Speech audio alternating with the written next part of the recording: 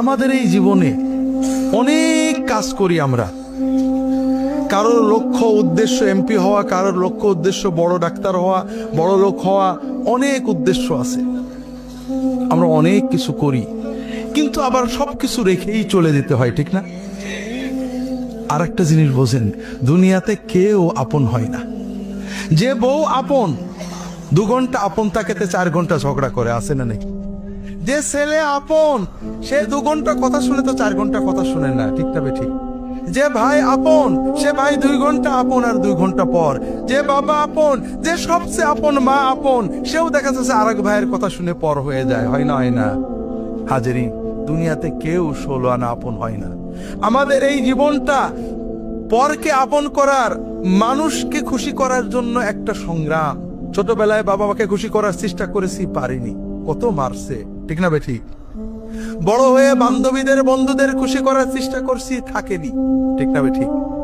বিয়ে করে বউকে স্বামীকে খুশি করার চেষ্টা করেছি, 16 আনা কখনোই হয়নি, ঠিক না বেঠি?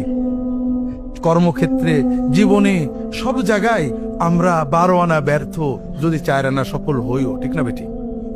একজনই আছেন যাকে আপন করলে তিনি কখনো পর হন না। তিনি কে? আল্লাহকে আপন করতে পারলে সব সময় আল্লাহকে সাথে পাবেন।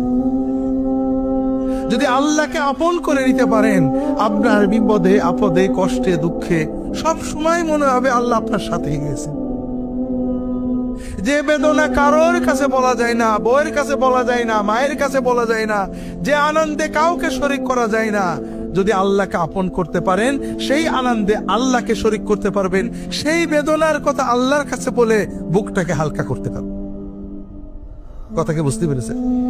কাজেই ভাইয়েরা, আসেন না সবাই নিয়ত করি যে এত সহজ কাজ আমরা নিয়ত করলাম, আল্লাহ আমার বাকি জীবন যতটুকু আছে, 1 দিন হোক আর 100 বছর হোক, আমি তোমার ওলি হওয়ার চেষ্টা করব।